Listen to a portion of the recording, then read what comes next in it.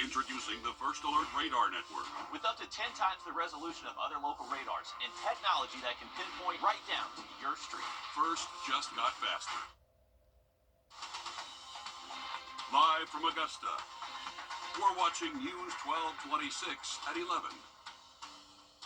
And welcome in. I'm Courtney Hicks here in the Weather Center with First Alert meteorologist Mikhail Hannah-Harder. We're ready to set off your weekend. And yes, I am. This is the proof. I'm very short. He's very tall. So people can finally see me. This is right. Everybody thinks I'm short on TV. I know. And then when they see me in person, they're like, oh, I didn't know you were that tall. Yeah, he's very, very tall. We're an exciting weekend on tap. We're getting ready for, we've got baseball. We got golf coming up. But we do have to contend with a First Alert coming on Sunday. I know you've been tracking that for us. That's right. We do have the final round of the amateur for tomorrow for the women at Augusta National. And then we have Green Jackets baseball returning to SRP Park on Sunday as well. So late Sunday is when this rain is likely going to start. So I will say drive, chip, and put on Sunday the game at SRP Park. Both of those should be okay. SRP Park, the tail end of that game, or as that game is wrapping up, definitely could see some wet weather, I will say. But it looks like rain is going to hold off until about sunset and thereafter. A low severe risk, but it looks like we're really focused about the warmth and also look at that First Alert coming up. Breaking news tonight, Augusta firefighters saved a man and his dog as crews responded to a house fire on 2nd Avenue. Firefighters found the man trapped behind a jammed door on Tuesday. They broke through a wall, carried him out, and took him to the hospital, then went back inside to save the dog. Both the man and the dog survived. The Fairfield Street Bridge, once a treasured crossing connecting Aiken's historic district to the downtown district, has stayed closed for nearly a decade. Last year, SCDOT said it and the Union Street Bridge would not reopen after failing inspections. Now, Aiken city leaders are working on a plan to restore the Fairfield Street Bridge after a meeting last week. Your Kennedy Payne has the latest. The city says right now they have about $4 million to rebuild the bridge. And for many in Aiken, the connection matters.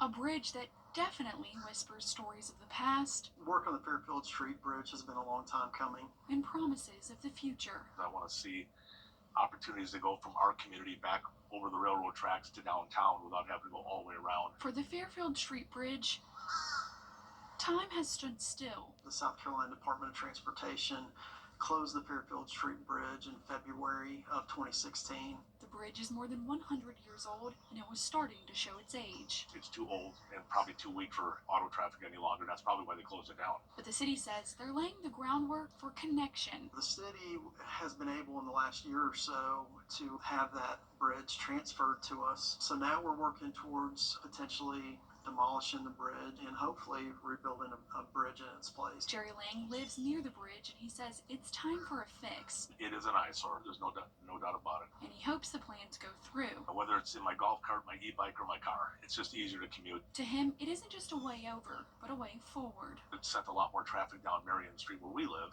so that's one other thing too. I'd like to see a little bit less traffic on our street by opening one of the bridges up. And I know it's going to take a while, but they did York. Fairfield should be next. Some are concerned about losing the history of the bridge, but the city says they're still looking at a wooden-style bridge similar to the one on York Street to help keep that Aiken charm. All right. Thanks so much for that update tonight, Kennedy. We appreciate you. Have a great weekend. Another area of concern for leaders is work at Aiken Regional Airport, including the expansion and improvement to the main runway. Now, what this improvement's going to do is we'll see the asphalt runway be converted to concrete, which is a much more durable surface for that main runway. A slight extension will allow larger and heavier aircraft to land at Aiken Regional. And as for patrons flying in for next week's Golf Week, the airport is pretty busy and is still prepared to handle the increased volume of the week. And Augusta's food and beverage industry has a lineup that will tantalize the taste buds as well as the soul.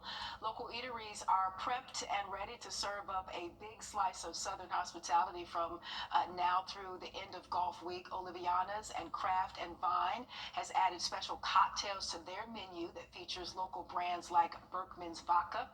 Patrons can grab local bites at Manuel's Bread Cafe. That's in North Augusta. You can even listen to live entertainment both Inside and Outside that begins tonight at Doc's Porchside on Washington Road. Doc's and many other Golf Week favorites took a huge hit after Hurricane Helene devastated the city. Got two locations. One of them was shut down for 10 days, and this one was shut down for a week. It should make up for it. We should catch up. This is always a big revenue boost, and we look forward to it every year. And glad to see it come. Glad to see it go. Indeed, King Size takes the stage tomorrow night. You can actually find a complete listing of the bands and all the lineups during Golf Week when you log on to wrdw.com. Family members of Dr. Martin Luther King and the Richmond County Sheriff's Office hosted the CHAMPS graduation ceremony at Freedom Park School today. CHAMPS stands for Choosing Healthy Activities and Methods Promising Safety. The 12-week course helps students with life skills and knowledge to make informed, responsible decisions. Students engaged in discussions on topics including bullying, alcohol awareness, child kidnapping prevention, and internet safety. The top performing students were honored at the graduation. This is good stuff, Mikhail. Fantastic, actually, and really good to see our sheriff's office out in the community like that. Definitely a good look there. We're looking at the timeline. Some storms rolling in for the weekend. Heavy rainfall possible. We'll break it down coming up next.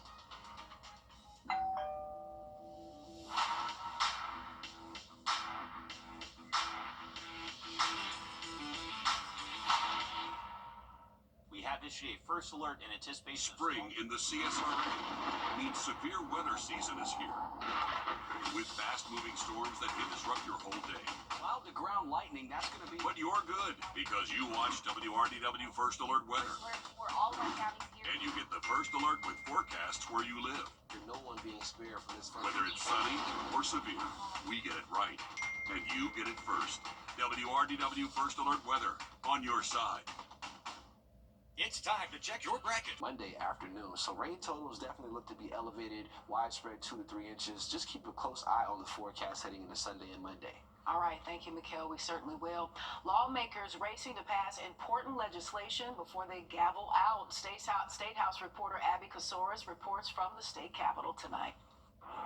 Day 40 of the 40-day legislative session, the last day to get bills passed this year, and a slew of bills made it through just before the deadline. And any legislation that didn't pass will have to wait for next year. The governor visiting both chambers, delivering his yearly thank you speech. Delivered on another historic session for the people of our state.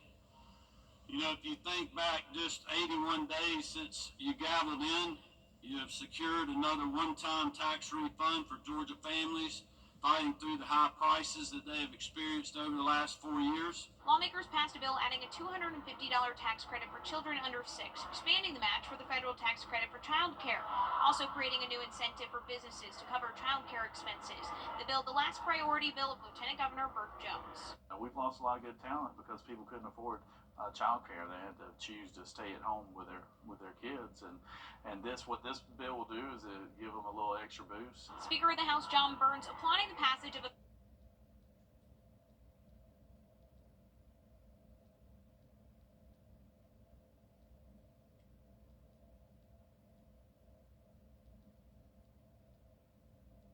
balanced budget. The Senate got what they wanted to fully fund the Georgia Promise Scholarship, the $6,500 vouchers towards private education for students zoned in the state's lowest performing schools, while the House increased funds for mental health services.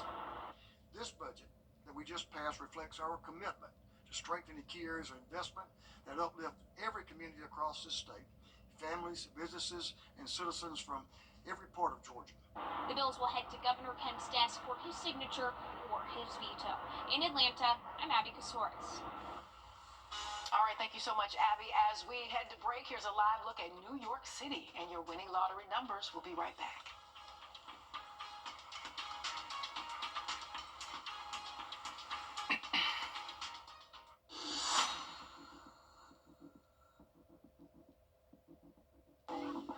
Let's go. Wi-Fi at home and on the go with Wi-Fi Power Boost. Plus, when you switch from Verizon or AT&T, save over $1,000 in your first year and get a free 5G phone. Switch today and save on internet and mobile. Only with Xfinity. On your sideline, sponsored by Chandler Law Firm. 8 is almost that time. By Saturday afternoon, we'll know our sixth champion of the Augusta National Women's Amateur. They have had their close practice round. That's in the books. Now it's time for those greens to really count. And as we said earlier this week, this champion will have defeated one of the best fields ever compiled in women's amateur golf. Lottie Woad is still on the repeat trail and could bring a first in championship history, winning 2 consecutive Augusta National Women Amateur titles. The #1 amateur compiled a final round of 69 last year at Augusta National Golf Club.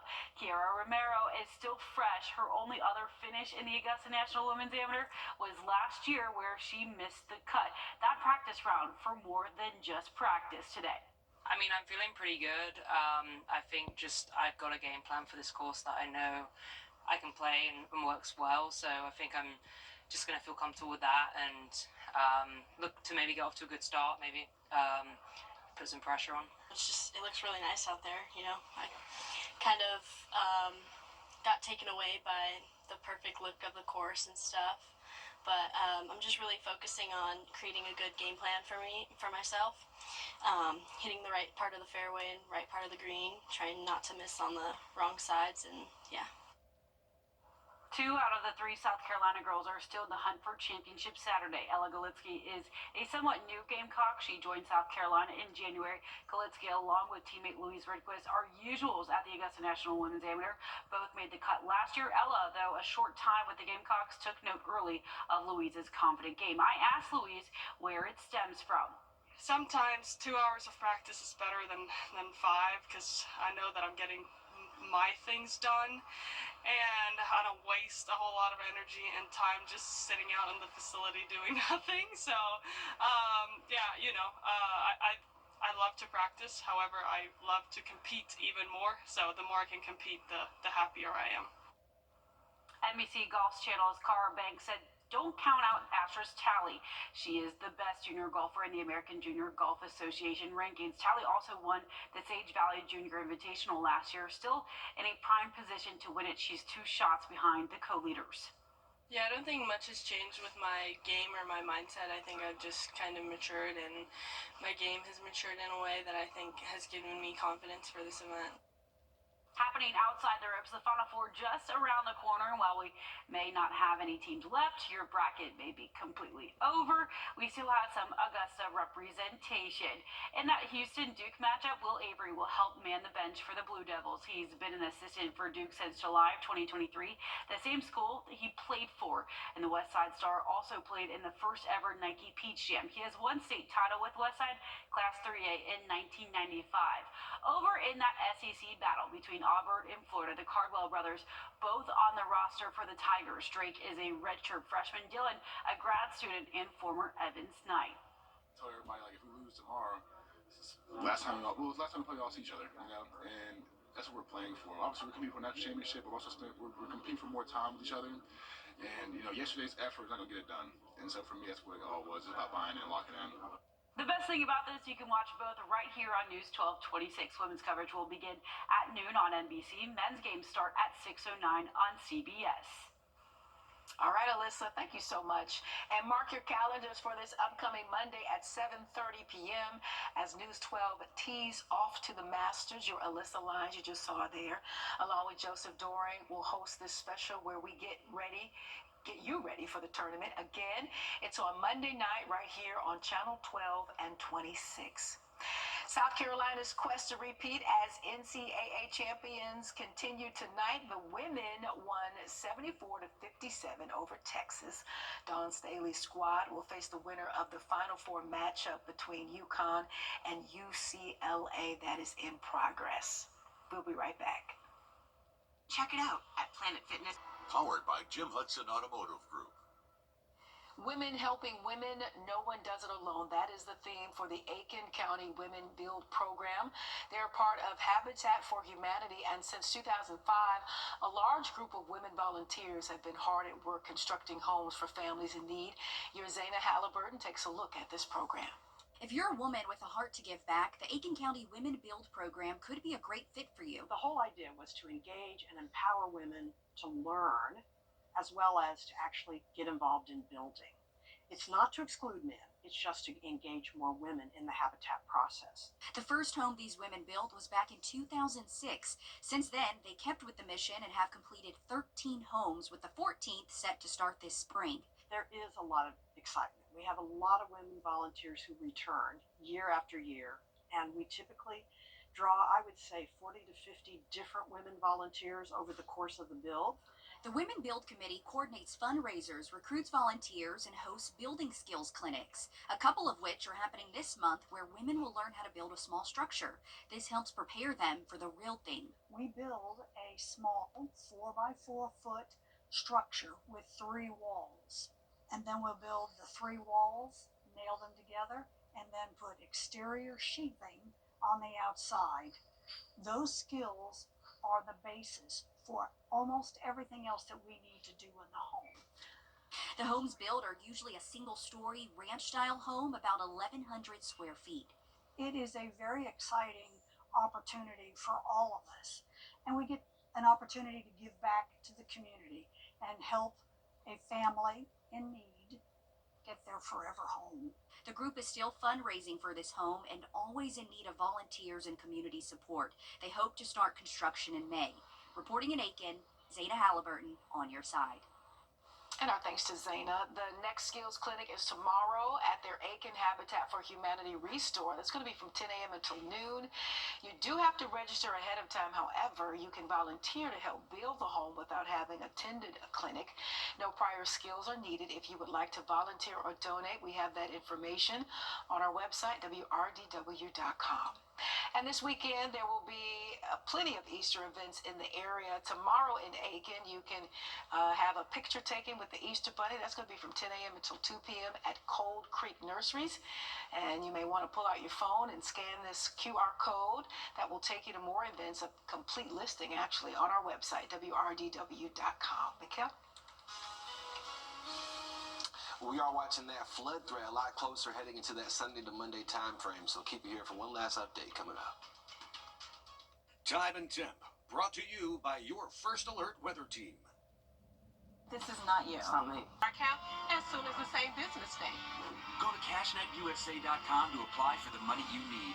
It's time to check your bracket for the Basketball Mayhem 2025 Challenge, sponsored by Johansson Sporting Goods. Scan the QR code or go to WRDW.com to see where you stand. The top scorer of each round wins a $100 gift card to Johansson Sporting Goods, or $1 million with a perfect bracket. Entries must be received between March 10th and 15 minutes before the start time of the first game of the men's basketball tournament. Must be 21 years of age or older and a legal resident of the U.S. or District of Columbia within the Augusta viewing area. For entry and official rules, visit WRDW.com. The Wilson family has been heating and cooling homes since 1954.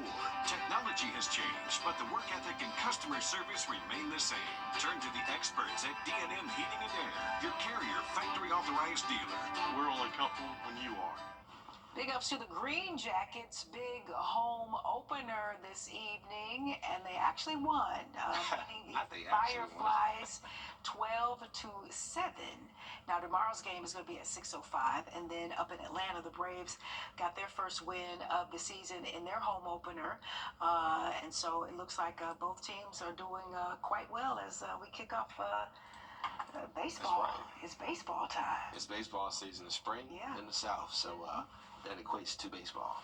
And great to hear the, I forgot what it is, single A affiliate or a double A affiliate, don't give me the lie. And that's what the Green Jackets are to the Braves.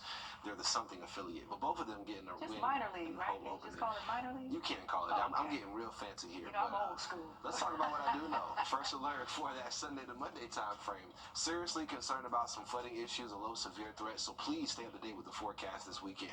Have a wonderful weekend. Stay safe. We appreciate you so much. We will see you back here soon. Take care. Have a good night.